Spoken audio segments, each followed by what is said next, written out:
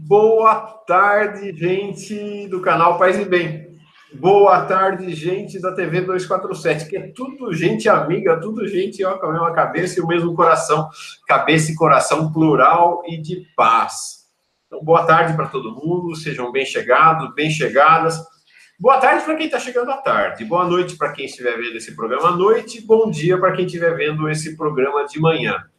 Então, agora é quarta-feira, dia 6 de fevereiro, 5 horas da tarde, está começando a transmissão ao vivo da sexta aula do curso Canudos, no Belo Monte de Antônio Conselheiro. Você pode assistir esse curso no canal Paz e Bem, depois que se encerrar essa aula, a qualquer momento. Ele vai estar sempre disponível na playlist do curso. Tem uma playlist, tem uma lista com todas as aulas do curso. Você vai lá e clica e assiste a hora que quiser. Na TV 247, então, falei aqui para o pessoal do canal Paz e Bem. Aqui na TV 247, a estreia é nesta quinta-feira, dia 7 de fevereiro, 1h30 da tarde. Se você está assistindo agora, na hora que está estreando, é 1h30 da tarde que começa e depois fica disponível. Não tem uma playlist na TV 247. Você tem que procurar na seção de vídeos ou fazer uma busca lá na busca do próprio canal, tá bom? É isso. Nosso professor já chegou, ele chega sempre primeiro que todo mundo na sala de aula. Professor Pedro Lima Vasconcelos. Boa tarde, Pedro. Uma alegria a gente estar junto de novo. Boa tarde, Mauro. Boa tarde, comunidade conselheirista reunida em torno do canal Paz e Bem e da TV 247. Como se fazia no Belo Monte de Antônio Conselheiro, louvado seja nosso Senhor Jesus Cristo, para sempre seja louvado, tão bom Senhor. Amém, amém. Se o professor e o facilitador, sei lá o que eu sou, já chegaram, a classe já está constituída também. Já estou vendo aqui, já tem, para quem está vendo depois, saiba que a classe começou ao vivo com 53 alunos e alunas, começando, mas vai crescer muito ao longo da aula de hoje, é claro, muito mais gente vai assistir. A gente tem tido audiências que oscilam depende da aula, de 4 a 7 mil, mais ou menos isso, né, Pedro?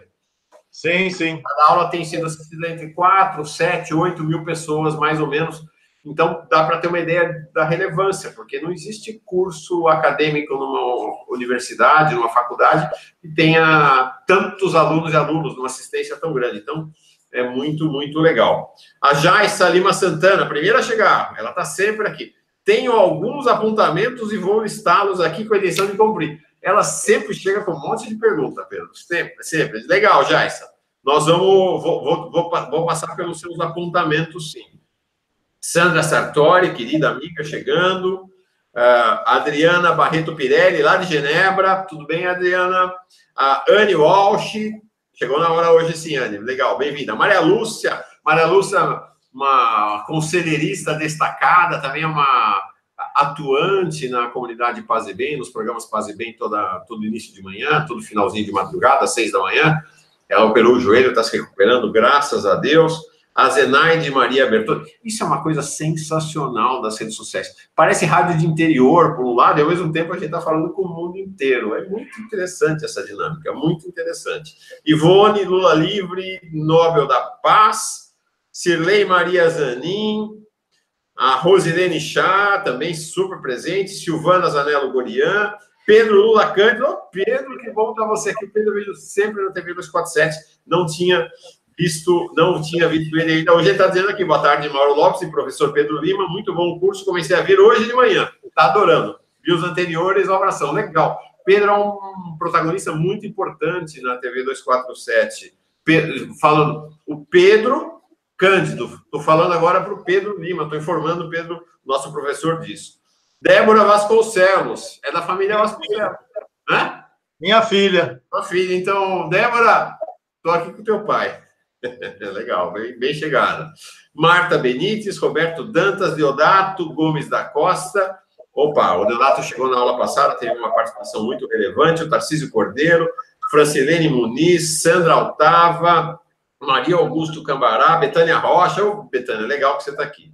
Roberto Dantas, boa tarde, professor Pedro Vasconcelos, Sônia Mourão, Naldo Cardoso, César Capitânio, Roberto Dantas, bom, ele está dando agora, cumprimentando todo mundo, Elvira Gonçalves, saúde e paz, conselheirista, saúde e paz para você. O Pedro está dizendo, o Pedro Cândido que está dizendo que está nos assistindo lá de São Bernardo do Campo, Solange Lobo, Wilder Albuquerque, boa tarde, Wilder, quem mais? Fernando Antônio Rezende, acho que Pensilvânia Santos, Jorge Teutônio, Elizabeth Santana, Ademir Carabajal, de Novo Hamburgo, Rio Grande do Sul, Regina Parenza, opa, legal, Regina. Rita Estaquera, Bia Barrera. Bom, boa tarde a todo mundo. Não vai, vocês vão ficar cumprimentando todos os alunos aqui. Oi, geral, meu e o Pedro, sintam-se todos cumprimentados e muito bem recebidos pelo Pedro também. A sexta aula hoje, o tema da sexta aula é como a hierarquia católica teve um papel decisivo na desmontagem, na destruição, na inviabilização da experiência do Belo Monte, experiência de Canudos Belo Monte. Então, é disso.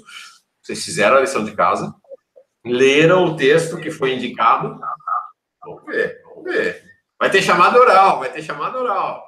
Vai ter chamada oral. Então, teve um texto que foi na última aula apresentado como texto de referência, estava a indicação dele na descrição do vídeo da aula passada. É um texto que oscilou muito, tá? Tem horas que ele estava no ar, tinha horas que não estava no ar, e eu não tive tempo, de fato, essa semana foi muito pesada, mas eu vou colocar a íntegra do texto no site Paz e Bem, para quem quiser depois ver com tranquilidade, sem esse problema de instabilidade. O texto é exatamente o relatório. Que relatório? O professor Pedro explica. Tá? Então, vamos começar a nossa aula, e a nossa aula começa com um impacto. A gente acabou de saber, agora, um pouquinho antes disso na aula, a gente estava aqui sofrendo juntos, o Pedro e eu, de mais uma condenação do presidente Lula, mais uma barbaridade que se comete, mais um atentado que se comete contra o grande conselheiro dos tempos pós-modernos, nosso presidente Lula, condenado a mais 12 anos agora por conta dessa história absurda lá do tal sítio de Atibaia. Então, se nós estamos falando hoje aqui, né, dos poderes inviabilizando a experiência de Belo Monte, acontece a nossa aula sobre o impacto dessa inviabilização dos poderes da alternativa do Belo Monte em nível nacional. Pedro, está contigo. Vamos lá, então. Como você acabou de dizer, eu também me movo aqui, junto com a comunidade, nessa reflexão, profundamente impactado por essa condenação que se soma à anterior, que atinge o nosso conselheiro Lula. E por uma coincidência triste, o nosso assunto hoje é também uma condenação ao Belo Monte, que é produzida por um relatório que tem muito de artificial. Talvez, se a gente tiver tempo, a gente possa comentar alguma coisa da montagem que efetivamente esse relatório sofreu.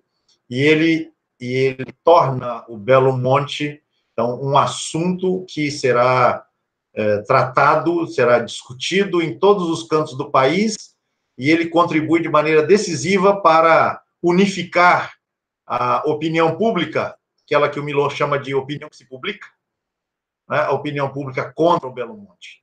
Quando a guerra começar, os ânimos já estarão devidamente preparados. Quase eu ia falar com um pato amarelo, coisas parecidas, mas não houve pato amarelo naquela época. Mas os ânimos já estarão devidamente preparados pela imprensa, né, para o combate, né, contra o Belo Monte. Como dizia Bartelt, nós já citamos aqui, antes do Belo Monte ser destruído pela força das armas, ele foi destruído pela força da palavra, pela força do discurso. Discurso esse feito, veiculado por vários sujeitos. E nesse processo de cerco discursivo, o relatório de Frei João Evangelista de Monte Marciano joga um papel absolutamente decisivo. Por quê? Porque, como eu dizia no final do encontro passado, o documento, este relatório, ele representa o único escrito produzido por alguém que não é do Arraial e que o conheceu ainda na sua vida, vamos dizer assim, normal. Ou seja, quando o Belo Monte tratava ali de viabilizar-se, né, com aquelas pessoas que chegavam ao sertão, né, ao Belo Monte especificamente, para construírem o Belo Monte junto com o conselheiro. Né? João Evangelista de Monte Marciano foi enviado, né, ao Belo Monte a mando do arcebispo da Bahia, em articulação com o governador do estado, né, para tentar alcançar, digamos assim, por meios brandos, a dissolução do Arraial, por meios pacíficos, se é possível falar assim. Não foi bem sucedido no seu intento e ele volta a Salvador, né, depois de interromper a missão que ele tinha ido realizar, e ele, então, assina, né, este relatório, que será publicado no final de junho de 1895, um mês depois de a missão ter sido encerrada. E depois desta publicação em Salvador, você terá a reprodução, a republicação disso, a divulgação desta tiragem, né, por vários cantos do país, Rio, São Paulo, interior da Bahia e vários outros lugares. Né, e nesse sentido, justamente, o relatório vai cumprir esse papel de unificar o sentimento comum da opinião pública contra o Belo Monte. A tal ponto, Frei João será considerada uma figura importante neste cerco discursivo, que quando as expedições militares, a terceira e depois a quarta, forem enviadas desde o Rio de Janeiro, a partir de comandos oriundos da capital, Frei João será tomado como uma referência, como uma espécie de assessor para os assuntos da guerra. Ele será consultado sobre o melhor modo de as tropas se moverem, se deslocarem, como chegar, como fazer, como atacar, etc. Ele vai fornecer muitas informações que serão decisivas para os combates que o Exército Brasileiro vai, então, realizar, no sentido de que o Belo Monte seja efetivamente arrasado. Então, se trata de um documento de primeiríssima importância e, como tantas coisas relativas ao Belo Monte, muito pouco conhecidas. Muito pouco conhecidas. Enfim, este é o nosso tema nesta tarde. A condenação do Belo Monte. Vamos refletir sobre ela, sob o impacto da condenação, ou da segunda condenação que Lula recebe.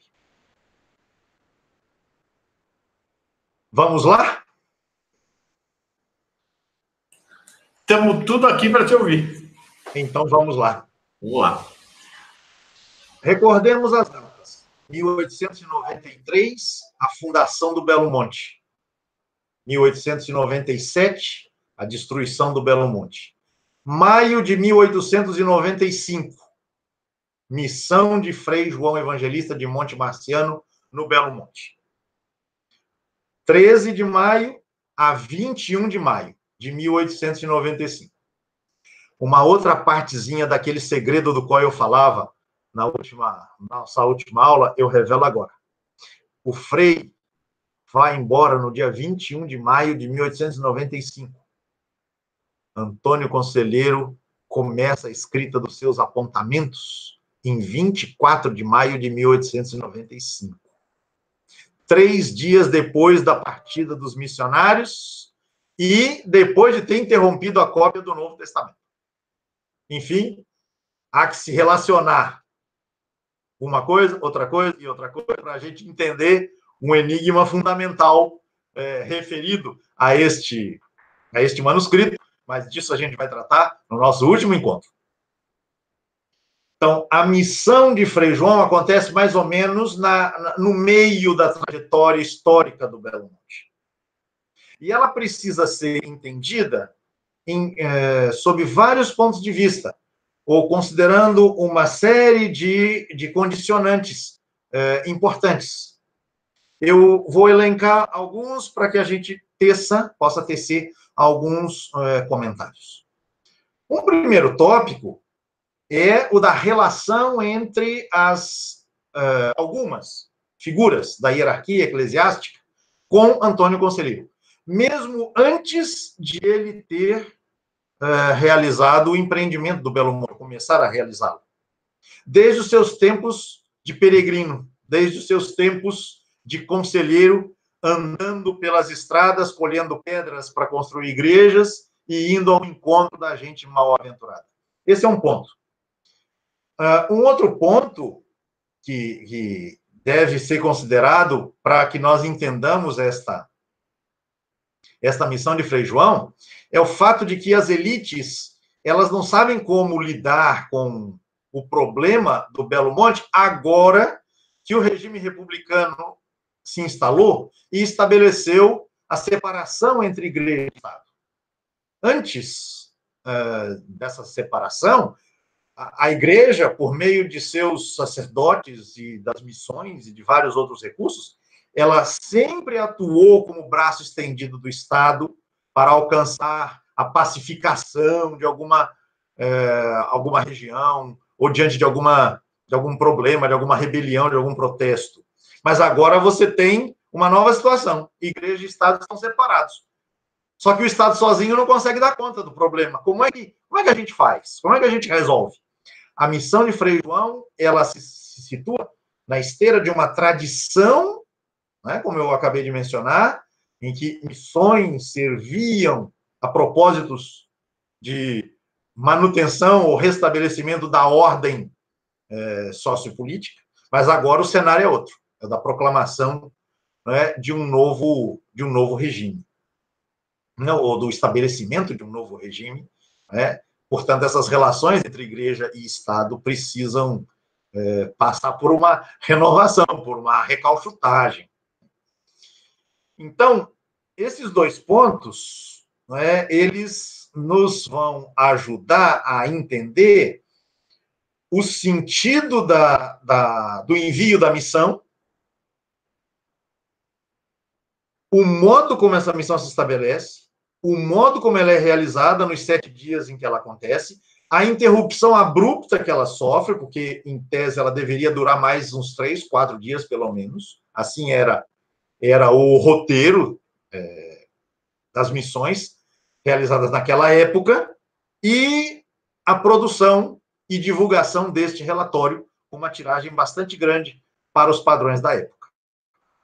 Então, vamos comentar o relatório de Frei João a partir desses dois pontos, né? E, na medida que a reflexão vai avançando, outros elementos vão aparecendo. O relatório, ele, como o próprio nome diz... Posso fazer uma observação, Pedro? Por favor, fica à vontade. Não, só para dizer o seguinte, que a aula hoje está baseada no... Nossa, chegou o carteiro, os cachorros latindo, tá bem legal, tá bem animado.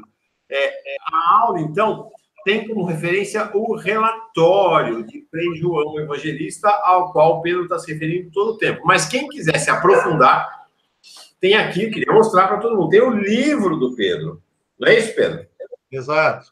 Sobre a visita dos capuchinhos, sobre a missão dos capuchinhos lá. Então, quem quiser se aprofundar, está aqui o livro do Pedro, Missão de Guerra, Capuchinhos no Belo Monte, de Antônio Conselheiro. Também da Edufal, da editora da Universidade Federal de Alagoas. A referência está na descrição do vídeo e também dá para comprar lá na Edufal, assim como o livro base, né? O grande livro base daqui, que é o Belo Monte de Antônio Conselheiro, uma invenção biblada. Então, hoje está vindo a contribuição desse outro livro do Pedro. Eu queria fazer só uma informação para a classe, já que eu não a fiz no começo, que é assim, é a segunda vez que a gente está com o Pedro hoje, nessa quarta-feira. Eu esqueci de contar para todo mundo. O Pedro teve uma participação muito legal, muito importante no Giro das 11 de hoje, da TV 247. Falamos muito lateralmente do curso de Canudos. O tema hoje é falar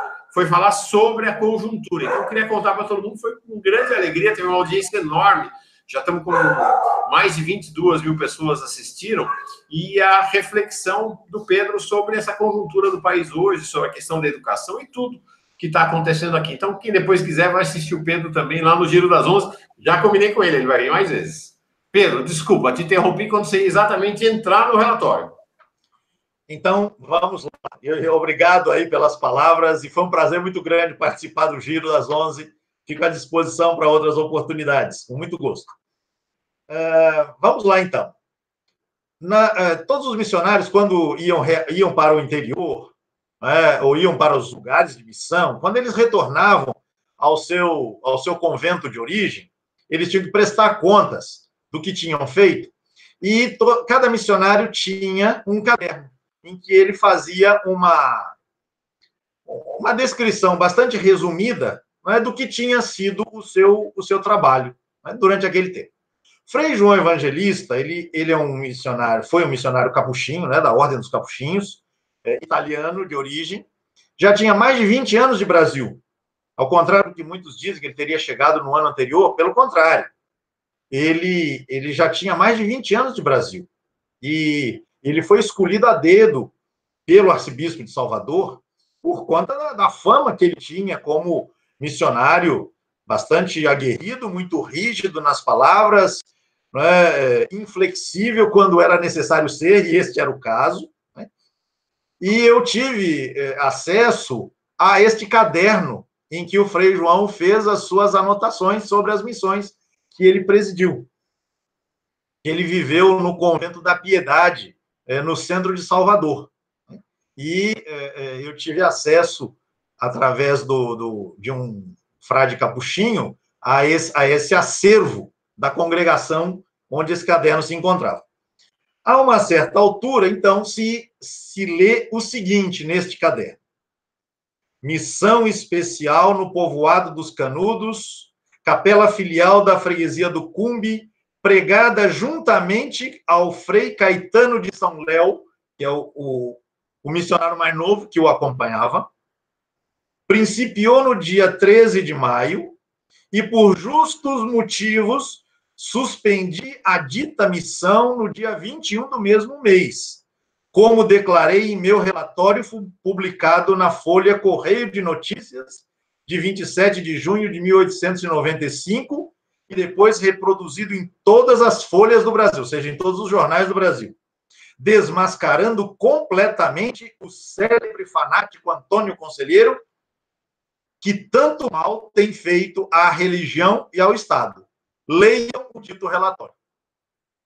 Assim está escrito lá. É o registro que Frei João faz, dessa missão, e que ele chama mesmo de missão especial. Ele vai especificamente para o Belo Monte e volta imediatamente para dar os resultados e fazer os devidos encaminhamentos.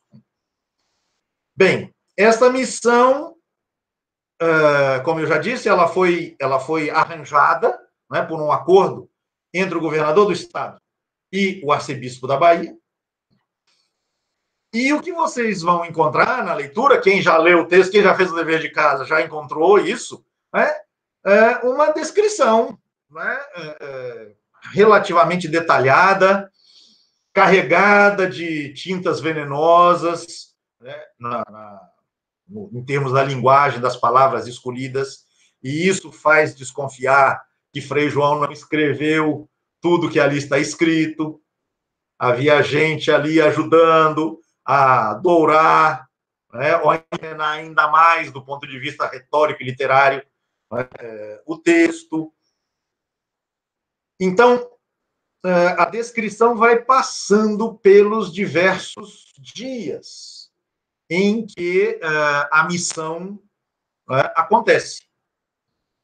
Então, ele diz que ele é mal recebido, ele é recebido com as pessoas de cara feia, expressões faciais que indicam intenções hostis. Então, o relatório já vai criando essa sensação em quem o lê de que o pessoal do Belo Monte é gente perigosa, gente na qual não se pode confiar, etc, etc, etc. Bem, já no primeiro dia, né, instalados lá, os missionários, então, fazem um pouco o reconhecimento do campo e vão encontrar-se, né, com o Antônio Conselheiro, que, não por acaso, está ajudando ou coordenando os trabalhos de construção da igreja. E aí são feitas as saudações de praxe e o Frei João não perde tempo. Ele também não é sutil, né? Ele vai direto ao assunto, reclama que ele foi mal recebido, que havia pessoas com armas e que ele sentiu muito medo e que ele, na verdade, era alguém dedicado à paz, à concórdia, que ele não entendia por que essas intenções hostis e essas armas com que as pessoas que o receberam, armas que essas pessoas traziam. E aí o conselheiro lhe dá uma resposta. Isso está registrado no relatório. Eu vou chamar a atenção de vários pontos, né, do relatório, né, várias passagens ou parágrafos, frases do relatório, para que, né, o sentido dele vá ficando mais claro. Então, Antônio Conselheiro diz para Frei João, nesse primeiro encontro, o seguinte: é para minha defesa que tenho comigo estes homens armados. Porque Vossa Reverendíssima há de saber que a polícia atacou-me e quis matar-me no lugar chamado Maceté. Os membros da comunidade vão se lembrar. Maceté é o lugar onde houve o conflito com as tropas da polícia por conta dos protestos contra os impostos. Então, o conselheiro diz: eu tive que me armar. A polícia já quis me matar. Então, em Maceté, houve mortes de um e de outro lado, continuou o conselheiro. No tempo da monarquia, deixei-me prender. Lembram que nós falamos disso no encontro passado? Deixei-me prender no tempo da monarquia porque reconhecia o governo. Hoje, não, porque não reconheço a república. E aí, Frei João reage dizendo: Senhor, se é católico, deve considerar que a igreja condena as revoltas. E, aceitando todas as formas de governo, ensina que os poderes constituídos regem os povos em nome de Deus. É assim em toda parte. Nós mesmos, aqui no Brasil, a principiar dos bispos até o último católico, reconhecemos o governo atual. Somente vós não vos quereis sujeitar, é mal pensar esse. É uma doutrina errada a vossa. Essa foi a primeira conversa. Né? E aí a turma que estava ali começa a protestar contra esses termos, né, agressivos, né, já de ataque, né, com que o Frei João se dirige, né, ao seu conselheiro. Né? E há quem responda para o padre ali na hora mesmo: Vossa Reverendíssima é que tem uma doutrina falsa, e não o nosso conselheiro. E o Antônio Conselheiro... Essa reação da população está registrada no próprio relatório dele? Está registrado no relatório. E aí o Antônio Conselheiro entra ali para apaziguar aquele momento da primeira tensão e diz: eu não desarmo a minha gente, mas também não estorvo a santa missão. Ou seja, ele autoriza que a missão possa efetivamente estabelecer-se. Bem, depois desse introito, né, os missionários vão estabelecer-se na casa que era reservada ao padre. O padre que ia rezar missa lá no Belo Monte a cada 15 dias, né, e tinha deixado de ir por conta de um entreveiro que tinha tido de enfrentar um tempo atrás, mas agora ele volta junto com os dois missionários, e esse momento será um momento em que o padre Vicente Sabino dos Santos faz as pazes com Antônio Conselheiro e volta a regularmente, a partir daí, rezar as missas no Belo Monte. Detalhe, parênteses: Padre Vicente Sabino, né, teve esse problema aí, ficou um tempo sem aparecer lá no Belo Monte, mas ele apreciava muito essa freguesia do Belo Monte. Sabe por quê, Mauro? Porque o pessoal do Belo Monte pagava o dízimo religiosamente, a ponto de, inclusive, o padre da paróquia vizinha entrar em contato com o arcebispo sugerindo uma redistribuição geográfica das capelas, para que o Belo Monte passasse para a paróquia dele. Porque a fama de que o povo do Belo Monte pagava os dízimos, né, ela já havia sido espalhada. Mas, no fim das contas, o Belo Monte continuou sob a coordenação pastoral aí do padre Vicente, que, a partir de então, será um aliado do conselheiro. Nesse sentido, a gente tem que relativizar, né? A gente está falando do Frei João, mas uma coisa é Frei João, outra coisa é o padre Vicente, outra coisa é o padre Cícero. Alguém, num dos encontros, perguntou se Antônio Conselheiro teve contato com o padre Cícero. Parece que sim. E padre Cícero, inclusive, teria colocado à disposição do conselheiro recursos que o conselheiro julgasse necessários, né, para a empreitada do Belo Monte, inclusive para enfrentar as agruras da guerra. Mas, enfim, vamos adiante. Então, passam-se 3 dias, né, o roteiro da missão... Uma observação rápida, Pedro, desse começo, que me impressionou demais no começo do relato, já tinha me impressionado quando eu li, é esta coisa da liberdade, né, de sentir o gosto da liberdade, porque os pobres ali respondem à autoridade, né? Esse confronto que eles têm com o Frei, que é o confronto com a autoridade, né? Diferentemente dessa ideia de que o pobre encarcerado, de que o pobre aprisionado pelas cadeias físicas ou espirituais e mentais abaixa a cabeça o tempo todo, lá é o pobre que sentiu o gosto da liberdade. Ele fala, aqui não, meu filho. Pode ser frei, pode ser bispo, pode ser o papa, mas aqui não. É muito legal isso.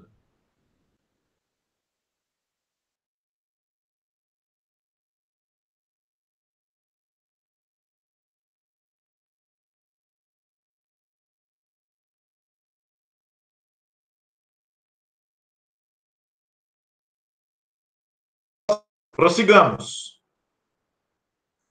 No 4º dia da missão, o Frei João decide carregar um pouco mais na tinta. Ele vai tentando ser progressivo, né, no ataque que ele está fazendo, mas no 4º dia, vai dizer ele fez, então, um pronunciamento, fez um sermão, fez uma exortação ao povo, tratando do dever da obediência à autoridade. Sendo a República governo constituído no Brasil, todos os cidadãos, inclusive os que tiverem convicções contrárias, deveriam reconhecê-lo e respeitá-lo. São palavras constantes do relatório. E ele continua: a Igreja Católica não é, nem será, nunca, solidária com instrumentos de paixões e interesses particulares ou com perturbadores da ordem pública. Que não se faça da religião pretexto ou capa de ódios e caprichos. Todas as expressões que estão ali. E a reação das pessoas, na linha disso que você acabou de comentar, não se fez tardar. Começaram a chamar o padre de maçom, protestante e republicano. E algum outro ali avançou mais um pouco e diz: essa missão aqui serve para, entre aspas, abrir caminho à tropa que viria de surpresa, prender o conselheiro e exterminar todos eles, os habitantes do arraial. O pessoal entendeu perfeitamente que o propósito da missão era esse, era abrir caminho para que a guerra pudesse depois acontecer. Então, nesse dia, o clima já andava quente, esquentou, né, ainda mais. E o Frei João não se dá por vencido, não se dá por rogado, ele avança. Ele, em cima do que ele já criou de confusão, ele alimenta ainda mais a tensão, a raiva, o ódio, né, porque ele vê pessoas ali que vão sendo levadas para serem sepultadas, porque pessoas morrem, obviamente, e aí ele toma a palavra, em mais um momento de pregar na missão, e ele começa a falar do homicídio e vai considerar a malícia enorme e a irresponsabilidade deste crime. Por que ele trata de homicídio? Porque ele vai jogar a semente venenosa de que o conselheiro, ao atrair tanta gente para um arraial, que por mais que tenha saído da condição de miséria, não superou, obviamente, o limite da pobreza, né? Na medida que tanta gente chegava ao arraial, essas pessoas acabavam morrendo, porque os recursos não seriam suficientes para dar guarida a todo mundo. Então, ele atribui as mortes que ele viu, né, ali à ação insana e irresponsável do conselheiro. Por isso ele trata do assunto do homicídio. Então, vejam a malícia, né, com que o Frei João se porta e os temas que ele decide abordar, né? Só que na hora que ele fala isso, ele faz esse sermão, alguém lá se levanta e diz: mas o bom Jesus leva essas pessoas para o céu. Em outras palavras, o pessoal não leva desaforo para casa, né? Quer dizer, a missão foi tensa do começo, né, ao fim. Mas ainda vamos ter mais. No dia 20 de maio, estávamos no dia 17, agora no dia 20, mais 3 dias passados, o Frei João diz que nesse dia, lá pelas 11 da manhã, aconteceu um protesto geral e estrepitoso, comandado por um dos líderes mais próximos do conselheiro, chamado João Abade. E foi um protesto de mais de 3 horas. Segundo a pena envenenada de Frei João, homens armados, mulheres e meninos que, a queimar foguetes e com uma algazarra infernal, dirigiram-se para a capela, erguendo vivas ao bom Jesus, ao Divino Espírito Santo e a Antônio Conselheiro. E de lá vieram até nossa casa, dando fora aos republicanos, maçons e protestantes, e gritando que não precisavam de padres para se salvar, porque tinham o seu conselheiro. Nós já tínhamos comentado essa frase, agora ela aparece dentro do seu cenário histórico, dramático, né, mais denso. Né? E aí o Frei João fica enfurecido, onde já se viu esse pessoal se atrever a vir protestar na frente da nossa casa e dizer essas coisas, dizendo que não precisam da gente. E aí ele diz que reagiu como ele entendia que devia ser, naquele momento, no mesmo tom, e agora ele passa para a ameaça. E os termos da ameaça são estes, segundo sempre o relatório. Se há tempo, essas pessoas não abrissem os olhos à luz da verdade, sentiriam um dia o peso esmagador da justiça divina, à qual não escapam os que insultam os enviados do Senhor e desprezam os meios da salvação. A ameaça, vocês vão sentir o peso esmagador da justiça divina. Vejam, Mauro, membros da comunidade, a guerra que vai acontecer daí a 1 ano e meio já é declarada por antecipação uma forma de a justiça divina fazer descer sobre aquela gente o peso esmagador. Os termos não deixam margem a dúvidas, né? O que vai ser a guerra na lógica desse setor, desse segmento da hierarquia, comprometido, sem qualquer ressalva, com a inviabilização, né, do Belo Monte. Bem, a essa altura, já não há mais o que fazer. Vai acontecer lá um incidente, né? Alguém vai querer confessar-se com o Frei, e o Frei o recebe, mas o pessoal conselheirista fica esperando na porta. E o Frei quer que esse pessoal vá embora. Ele diz: não, a gente vai ficar aqui, a gente não vai ouvir a confissão, não, mas a gente vai ficar aqui montando guarda. E o Frei João se aproveita deste incidente para declarar suspensos os trabalhos da missão. E vai dizer ele, eu fico imaginando com absoluto contentamento, que essa suspensão, essa declaração de que a missão estava encerrada, surtiu o efeito de um raio, deixando os presentes atônitos e estupefatos. Segundo ele, algumas poucas pessoas, nesse momento, decidiram sair do Belo Monte. Ficaram impactados, não é, com a truculência na ação e nas palavras de Frei João, ficaram assustadas e decidiram, né, deixar o arraial. Mas esse não foi o caminho adotado pela quase totalidade das pessoas. As pessoas ficaram lá. As pessoas decidiram ficar lá com o conselheiro.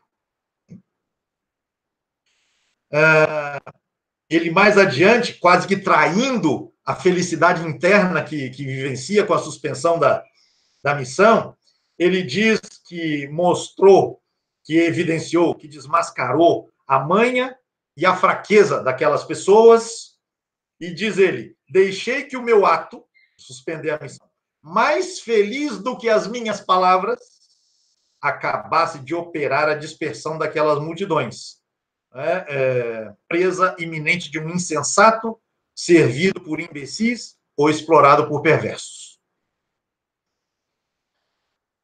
Obviamente, ele aqui aumenta o sucesso que ele teria alcançado em fazer com que pessoas abandonassem o Belo Monte. Não, o Belo Monte cresceu, todos sabemos disso. Não fora isso, a guerra não teria acontecido. Bem, no dia 21 de maio, então, ele vai embora. Ele vai embora. E ele diz, eu vou achar aqui depois da citação, não vou procurar agora para a gente não perder tempo.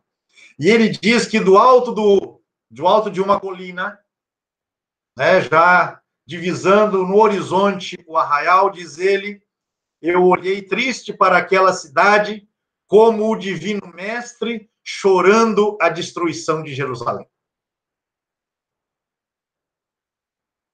O choro de, como é que se diz? Lágrima de crocodilo, né?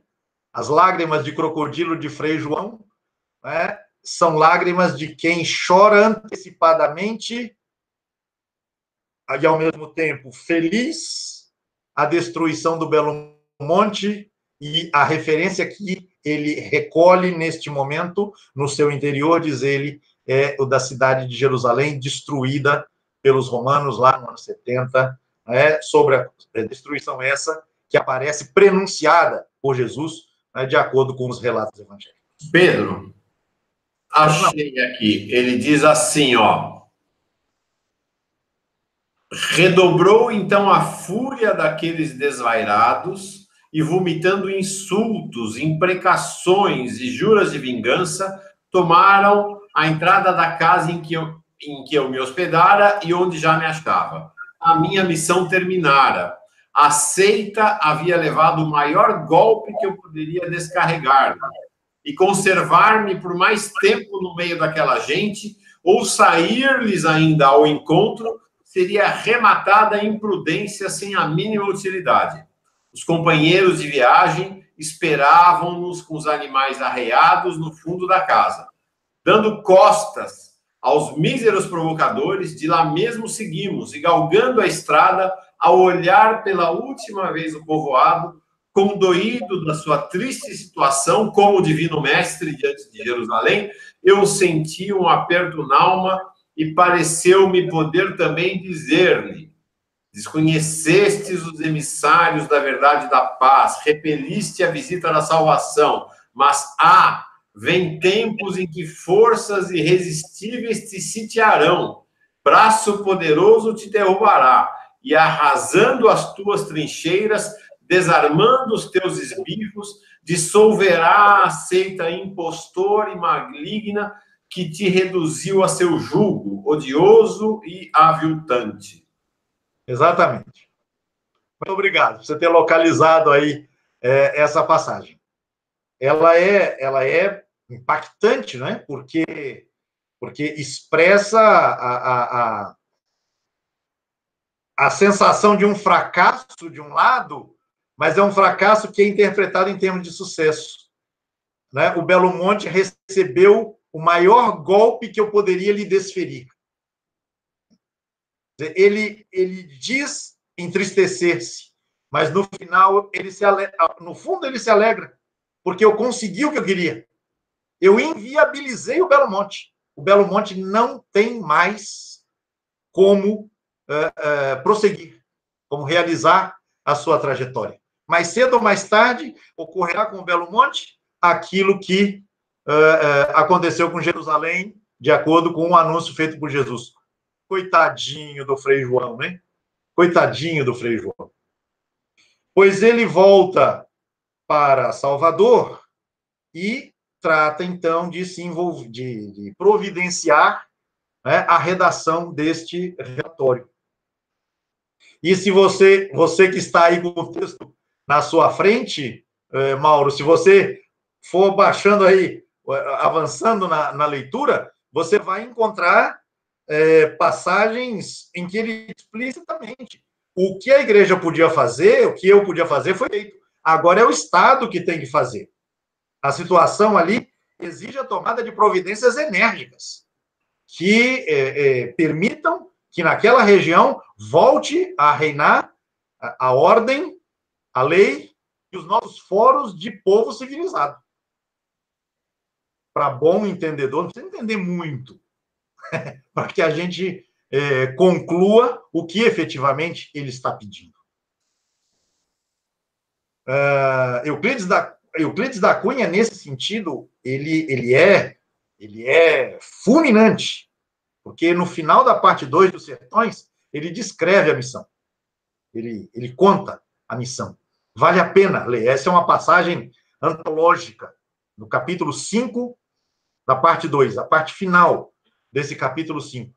E que é a parte, Mauro, que finaliza, é a descrição, perdão, que finaliza a parte 2 de Os Sertões.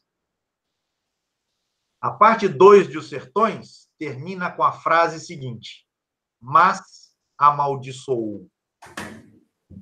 Quem amaldiçoou? O Frei. Amaldiçoou o quê? O arraial. A frase é só essa. Mas amaldiçoou. Você vira a página de Os Sertões e você vê escrito lá, parte 3, a luta. É genial.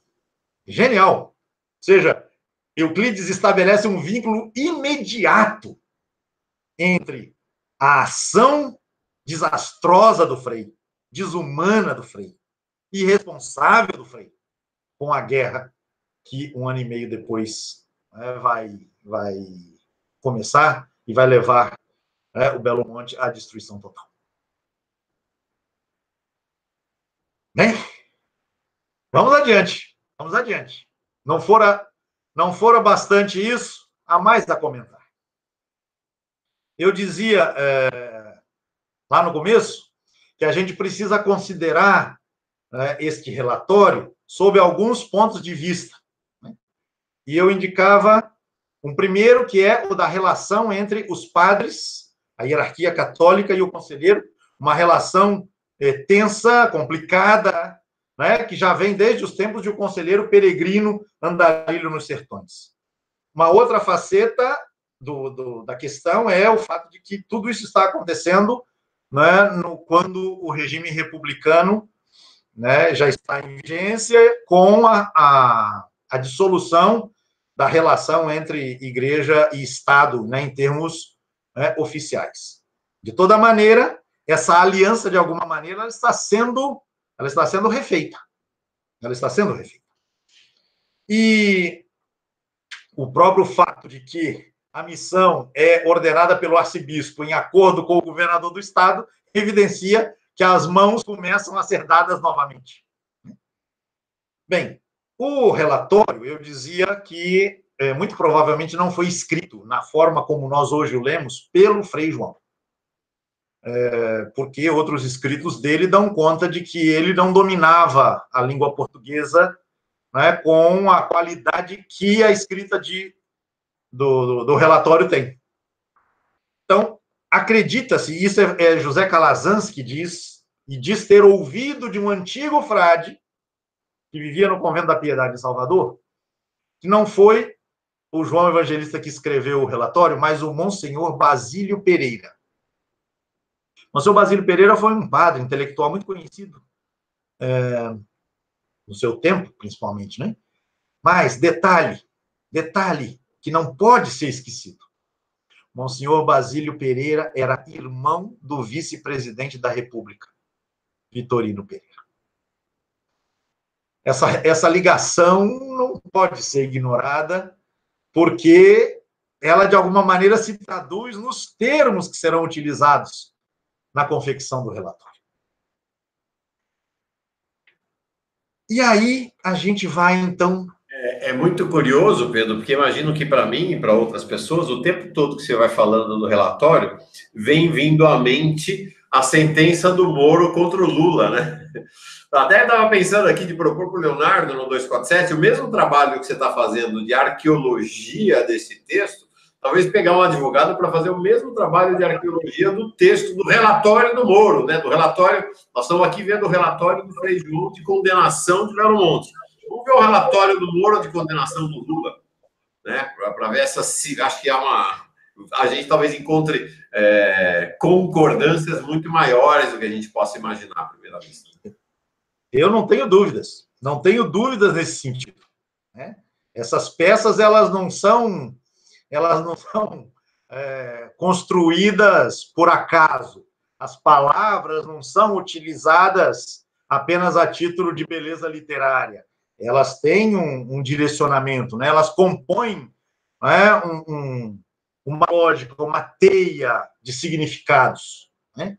E no caso do relatório, isso é muito importante. Muito importante. Bem, esse dado, então, que eu colocava, de que muito provavelmente o relatório foi escrito pelo Monsenhor Basílio Pereira, o irmão do vice-presidente da República de então, Vitorino Pereira. Esse elemento é muito importante, né? Que vai ajudar, inclusive, a que o combate contra o Belo Monte ganhe dimensões nacionais, né? Então, esse é um ponto. Outro ponto a ser considerado, então, é esse que eu estava dizendo. O conselheiro tem uma relação, digamos assim, complicada, ou tem com o conselheiro uma relação complicada, várias figuras do clero baiano, né? Então, a título de ilustração, eu gostaria de ler um texto que não tem a ver com o Antônio Conselheiro no Belo Monte, mas com o conselheiro 10 anos antes de se estabelecer o Belo Monte. É um texto que vem do Arcebispado da Bahia, em 1882. Um texto endereçado, uma carta endereçada a todos os padres da arquidiocese, cujo território era de toda a Bahia e ainda Sergipe. E a carta diz o seguinte: Reverendíssimo Senhor, quer dizer, cada padre recebe a carta.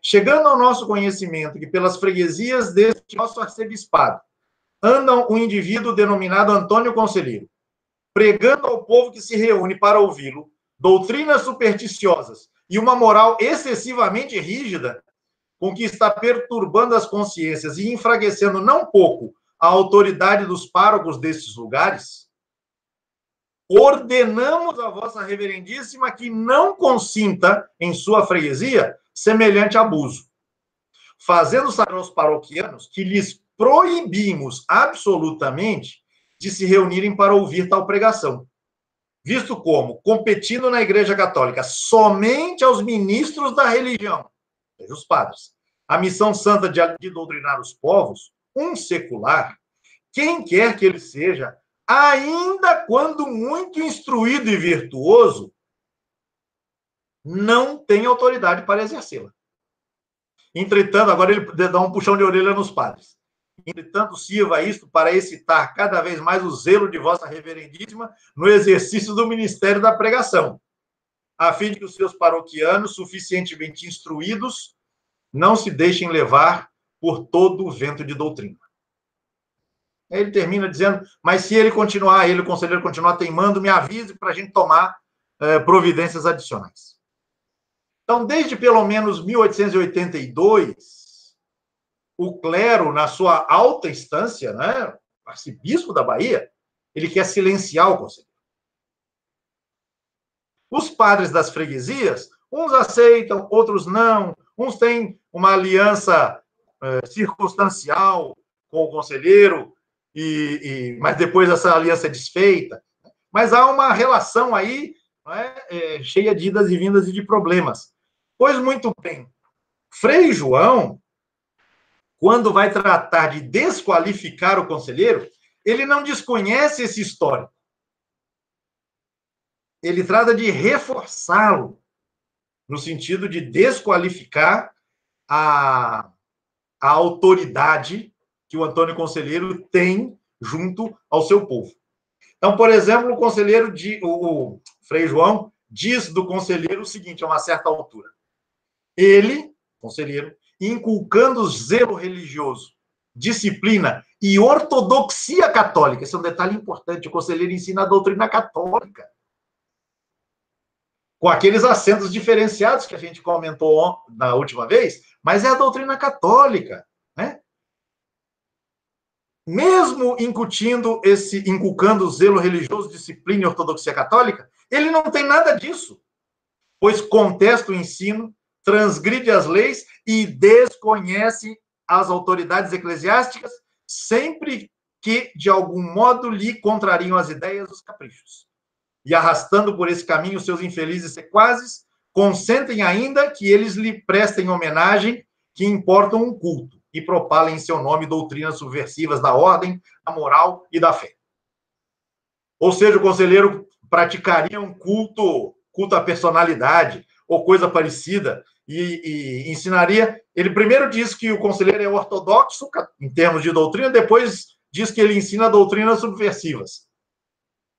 E logo adiante, ele diz o seguinte, quanto a deveres e práticas religiosas, Antônio Conselheiro não se arroga nenhuma função sacerdotal. Ou seja, ele não reza a missa, ele não batiza, ele não faz o casamento, não preside casamento, mas também não dá jamais o exemplo de aproximar-se dos sacramentos, fazendo crer com isso que não carece deles nem do ministério dos padres. E as cerimônias de culto a que preside, e que se repetem mais a miúde entre os seus, são mescladas de sinais de superstição e de idolatria, como, por exemplo, o chamado beija das imagens. Precisaremos de um momento para falar desse beija das imagens, não sei se hoje, não sei se teremos tempo. Mais adiante ele diz, a gente foi se reunindo e com uma algazarra infernal dirigiu-se para a capela, né, erguendo vivas ao bom Jesus, ao Divino Espírito Santo e Antônio Conselheiro, etc. A gente já comentou, já leu esse trechinho. Então, um primeiro veio da argumentação do Frei João é reforçar, né, esse mal-estar entre o conselheiro e umas tantas figuras da hierarquia eclesiástica.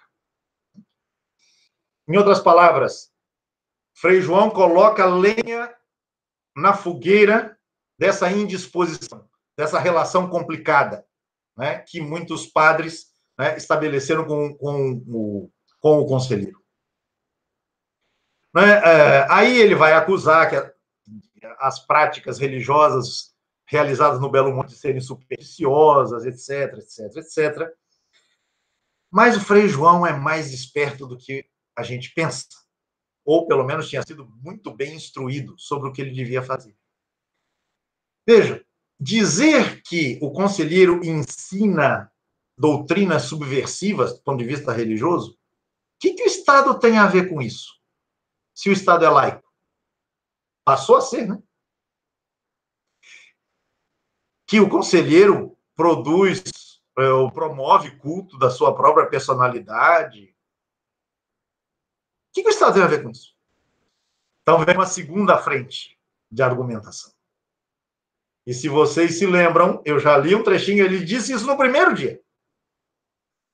Ele, Frei João, dizendo para o conselheiro, se você é católico, se o senhor é católico, o senhor tem que se recordar que a igreja condena as revoltas e aceita que todos os poderes constituídos regem os povos em nome de Deus.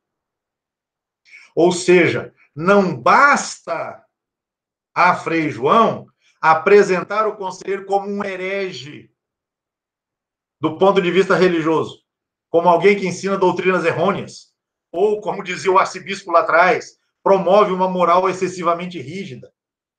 Ele precisa transformar o conselheiro num perigo do ponto de vista político. Ele precisa argumentar que o conselheiro é um subversivo da ordem constituída. Ele precisa fazer, portanto, todo um arrazoado de ordem política que vai ficando cada vez mais claro quanto mais se avança na leitura do relatório. Então, esse é o segundo caminho, pelo qual ele dá conta de resolver o problema que a separação entre igreja e Estado lhe colocava. O conselheiro não é só um problema para a igreja, ele é um problema também para o Estado. Porque a moeda da República não é aceita ali, as leis da República não são aceitas ali, as eleições estabelecidas pela República não são aceitas ali, não são praticadas ali, etc, etc. Ele é um subversivo. E, como tal, precisa ser combatido. Precisa ser anulado. Precisa ser eliminado quanto a um poder, a um risco que ele representava para a ordem política estabelecida, ou para que se restaurasse a ordem que até então vigia naquela região. Então, eu espero que fique claro essa articulação discursiva que Frei João faz no seu relatório. O conselheiro ele é condenável tanto do ponto de vista religioso quanto do ponto de vista político. Ele é condenável do ponto de vista religioso porque, desrespeitando os padres, ele é um herege. Desrespeitando a República, ele é um subversivo.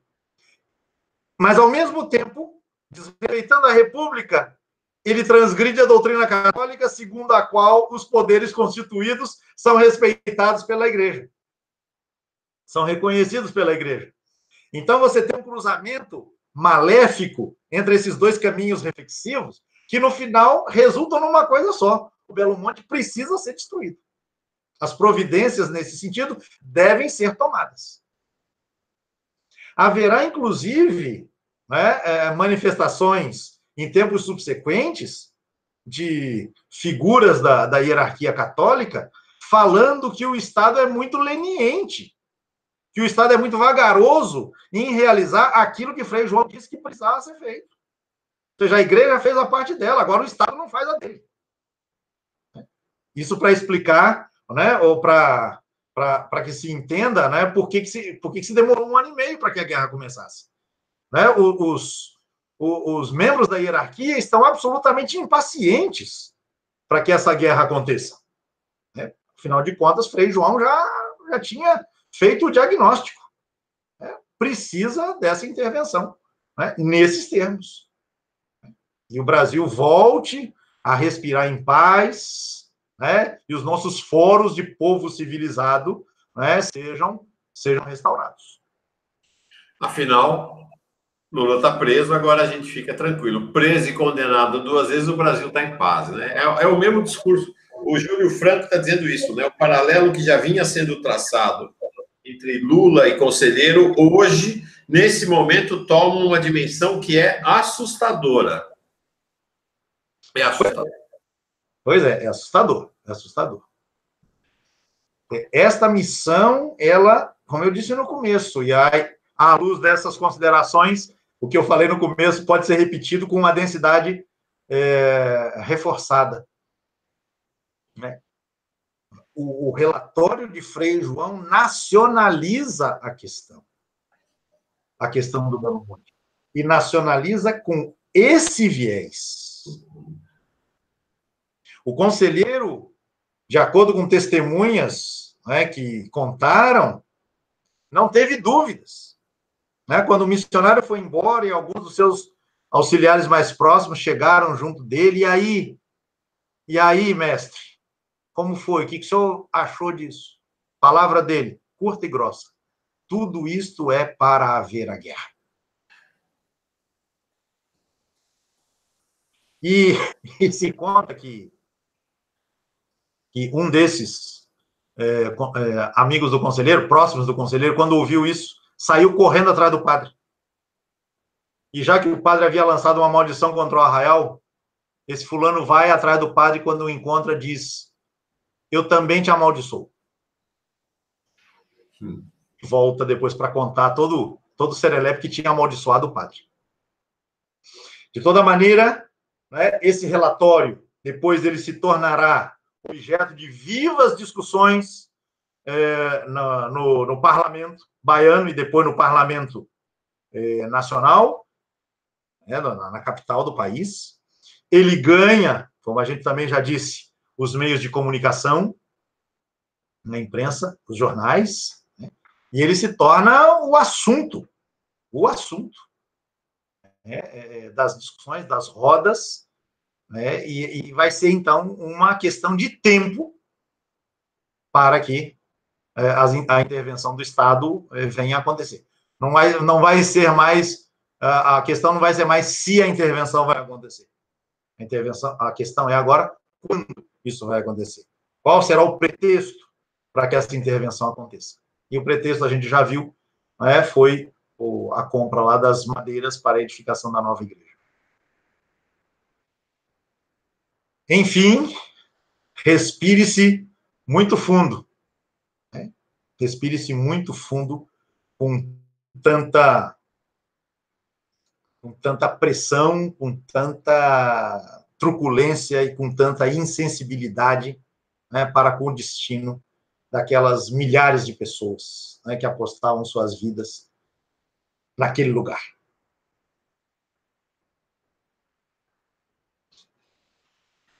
O que a gente ainda pode dizer? Estou pensando agora já, considerando o nosso tempo, o relatório de Frei João, ele indica uma outra frente de combate, ou ele expressa uma outra frente de combate que estava acontecendo no interior do catolicismo do seu tempo, daquele tempo. E aí, esse elemento também, ele vale a pena ser considerado, porque mostra como esse pessoal consegue ser mau. E hoje de manhã falávamos disso. Frei João desqualifica as práticas religiosas realizadas no Belo Monte porque elas são feitas, ou elas acontecem a partir daquilo que é a própria vida dos habitantes do arraial, e elas acontecem sem a mediação do padre. Aquilo que se chamava na época as devoções sem padre. E o ponto que interessa ao Frei não é se essas experiências rituais, essas vivências espirituais, se elas fazem bem ou não às pessoas. O que importa ao Frei João é o fato de que elas acontecem sem a mediação do padre. Ora, a Igreja Católica está vivendo, nesse tempo, um processo de substituição das devoções sem padre pelas devoções com padre. É um tempo em que muitos padres, ou seminaristas, inclusive, estão sendo mandados para Roma para aprenderem a doutrina estrita, né, ensinada rigorosamente. E quando esses padres voltam, ou quando bispos formados nessa linha vão atuar, o combate, uma das frentes de combate que essas autoridades eclesiásticas vão travar, é justamente o combate à expressão popular da religião. Então, e um traço fundamental é o combate ao culto aos santos. Algo que é tão importante, tão marcante, tão constitutivo da religiosidade popular católica, inclusive até hoje. O Frei João não tem uma palavra de afago, de compreensão. Ele só tem palavras de condenação. Só. Não lhe importa absolutamente nada, além de garantir o restabelecimento da autoridade sacerdotal, ou seja, da autoridade da hierarquia eclesiástica, e a autoridade política dos poderes da República. E aí os intérpretes de Frei João, já na época e posteriormente, eles ficam discutindo. Frei João estava interessado em religião ou em política? O que ele queria mesmo? Era eliminar o conselheiro para que a autoridade dos padres fosse restabelecida ou para que o poder do Estado pudesse impor-se de maneira a não ser contestado? Seja como for, Frei João, na missão e no relatório que produziu, ele agiu nas duas frentes articuladas. Nesse sentido, não só a suspensão da missão teve o efeito de um raio, como ele diz, como a produção e a publicação do relatório tiveram o efeito de uma bomba. E esta produção e publicação selam o fim do Belo Monte, 1 ano e meio antes que a guerra comece. É muito impactante, porque a gente está falando de um líder. Claro que há diferenças enormes, são séculos diferentes. Ali, o Antônio Conselheiro era um líder espiritual, o Lula nunca se pretendeu esse papel, ele é um líder político, né? Ele se coloca nesse papel, são dois papéis diferentes, né? Dois lugares diferentes socialmente, mas é muito curioso como o Lula é católico, como o Conselheiro era católico. E a gente vê que há uma hostilidade da igreja institucional ao Lula que é brutal. Brutal. A CNBB, que em tese seria mais progressista, sabe quantos bispos do Brasil, católicos do Brasil, foram visitar o Lula, que é um preso político católico? Nenhum bispo foi. Nenhum bispo foi. Só foram visitar o Lula do lado da Igreja Católica, foram a monja Cohen, budista foram líderes evangélicos, foram líderes da Umbanda, do Candomblé, anglicanos, da Igreja Católica, só padres e monges. Então, monge Marcelo Barros, que vai estar com a gente aqui amanhã. Amanhã, quinta-feira, vem o monge Marcelo Barros. Para você que está vendo pela TV 247, é hoje, quinta-feira. Então, nesta quinta-feira, às 17 horas, o monge Marcelo Barros vai vir aqui para falar de alguém que tem algo a ver com o conselheiro. Eu vou tocar nesse assunto com ele amanhã, Pedro, porque ele vem falar sobre o aniversário de 110 anos de Dom Helder Câmara. Helder Câmara faria 110 anos amanhã, e acho que tem um link com essa história. Então, foi lá o monge Marcelo Barros, foi o padre Júlio Lancelotti, foi Frei Beto, foi Frei Leonardo Boff, padre Paulo Sérgio Bezerra, freiras, padres. O chão de fábrica da igreja foi lá. A elite, ninguém. Hostilidade ao Lula, é hostilizado pelos líderes católicos conservadores de maneira aberta, truculenta, da mesma maneira como pelos pastores. Onde está aqui? A Deise Ribeiro está comentando isso, né?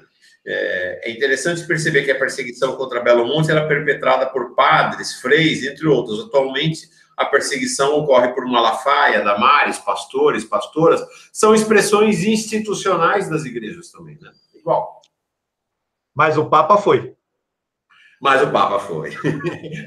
O Francisquinho. É o Lulinha e o Francisquinho. O Francisco foi através daquele advogado argentino. Sim. Através do próprio Esquivel. Uhum. Esse registro vale a pena ser feito. Para que a gente se dê conta ainda mais, se é necessário, né, de como o espírito desta missão e deste relatório é esse, não há que agir com ressalvas. É sem dó nem piedade mesmo. Eu recolho aqui um parágrafo do relatório, mas já no seu final. Ele diz assim, esse parágrafo serve de síntese para o percurso que a gente veio fazendo. A seita político-religiosa, estabelecida e entrincheirada nos Canudos, não é só um foco de superstição e fanatismo e um pequeno cisma na igreja baiana. Se a frase terminasse aí, o Estado não tinha nada o que fazer, né? Se fosse só isso, mas ele diz, não é só isso. É principalmente, agora o recado é para o Estado, é principalmente um núcleo, na aparência desprezível, mas um tanto perigoso e funesto, de ousada resistência e hostilidade ao governo constituído no país. Encarados o arrojo das pretensões e a soberania dos fatos, pode-se dizer que aquilo, Belo Monte, é um Estado no Estado. Estado com minúsculo, no Estado com letra maiúscula. Ali não são aceitas as leis, não são reconhecidas as autoridades, não é admitida a circulação, não é admitido a circulação o próprio dinheiro da República. E logo adiante ele diz assim, o desagravo da religião, o bem social e a dignidade do poder civil pedem uma providência que restabeleça no povoado dos Canudos o prestígio da lei, as garantias do culto católico e os nossos fóruns de povo civilizado. Aquela situação deplorável de fanatismo e anarquia deve cessar para a honra do povo brasileiro, para o qual é triste e humilhante que, ainda na mais inculta da nesga pátria, o sentimento religioso desça a tais aberrações e o partidarismo político desvaire em tão estulta e baixa reação. Sem diplomacia nenhuma. Não, nada disso. Né? É com essa truculência que os tempos atuais também estão nos mostrando, né, a cada dia. Para a honra do povo brasileiro, o Belo Monte tem que ser destruído. E a Raquel Calderaro está perguntando, não há notícia de nenhum religioso que tenha se levantado contra esse relatório à época? Que eu saiba, que eu conheça, não. Pode ter acontecido, mas eu não sei. Não conheço. Sei que um intelectual católico monarquista se levanta contra esse relatório. Um intelectual muito importante na época, chamado Carlos Delaet. L-A-E-T, o sobrenome dele. Ele escreve uma contestação a esse relatório, censurando no Frei João as palavras excessivas, grosseiras, agressivas, etc, etc. Mas ele era um intelectual católico, leigo, né, e certamente toma a defesa, né, do Belo Monte pelo caráter monarquista, né, ou seja, pelo aspecto monarquista do pensamento conselheiro, por esse traço monarquista. Não conheço que algum padre tenha levantado a voz contra o relatório. Isso não significa que os padres romperam com o conselheiro. Eu disse lá que o padre Vicente, né, depois da missão, ele voltou a rezar as missas no Belo Monte. Quer dizer, o padre, como é que você disse, do chão de fábrica, ele voltou a rezar a missa no Belo Monte a cada 15 dias, como ele fazia anteriormente. Esse mesmo padre Vicente, ele lança uma maldição sobre o coronel Moreira César. Quando o coronel passa pelo Cumbe, que é a sede da paróquia, né, na direção do Belo Monte para a terceira expedição. E ele prende o padre, porque o padre era acusado de ser simpatizante do conselheiro. Né? E aí ele prende, aí vem a turma do deixa disso e consegue que o padre seja libertado. Moreira César o libere. O padre sai da cadeia e lança uma maldição. Você vai, mas não volta. E, no fim das contas, foi o que aconteceu. Aproveitando o ensejo da pergunta aí que essa pessoa do nosso grupo aí, da nossa comunidade fez. Raquel. Ok, pergunta da Raquel. Eu queria dizer que o efeito do relatório ultrapassou as fronteiras nacionais. Ela chegou ao Vaticano. Não sei se o relatório, mas a influência dele chegou ao Vaticano. O secretário de Estado do Vaticano, na época do Papa Leão XIII, manda uma carta para o Brasil, para a Nunciatura Apostólica, querendo saber por que é que o arcebispo da Bahia não está tomando as providências devidas para fazer com que aquilo que o relatório pede venha a acontecer. Imagine só. Os pobres são um perigo, né? Barulho desses. Durma-se com um barulho desses. Os pobres são um perigo, né? São um grande perigo. Os pobres organizados são perigosíssimos. Perigosíssimos. E perigosíssimos à religião e a uma ordem sociopolítica tão perversa quanto essa que se instalou no Brasil faz mais de 500 anos. Esse conflito entre a experiência religiosa e a religião institucionalizada é uma marca na história das religiões.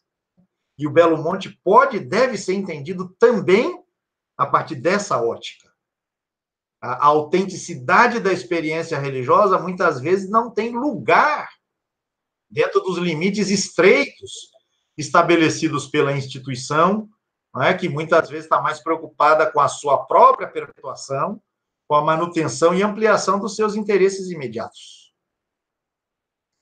Belo Monte paga o preço de ter ensaiado, experimentado, vivenciado uma experiência que não coube dentro dos estreitos limites da institucionalidade religiosa católica, e nesse contexto trataram de estreitar ainda mais, para deixar claro que o Belo Monte era inviável, não porque o fosse inviável a partir de si.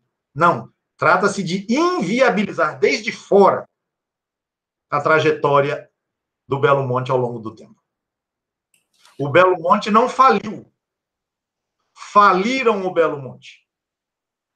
O Belo Monte não se destruiu. Destruíram o Belo Monte. E em termos de experiência religiosa, aconteceu a mesma coisa.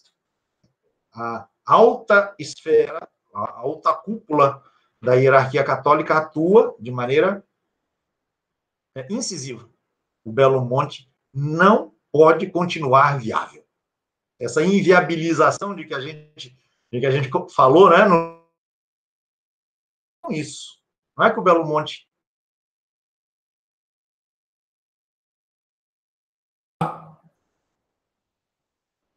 deu um piquezinho na transmissão do Pedro. Então, eu pego a palavra aqui rapidamente para dizer que este é o curso de Canudos Belo Monte.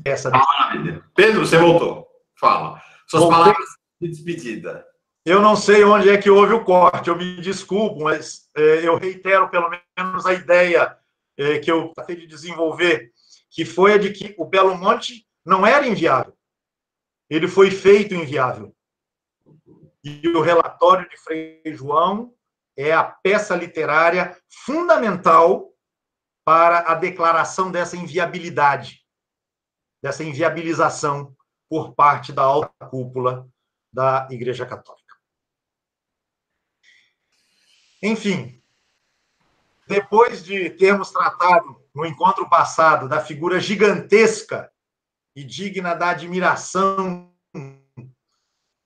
né? E foi a figura de Antônio Conselheiro, uma figura plural, uma figura multifacetada, uma figura que potencializou tanto do que o humano é possível, é capaz, de realizar.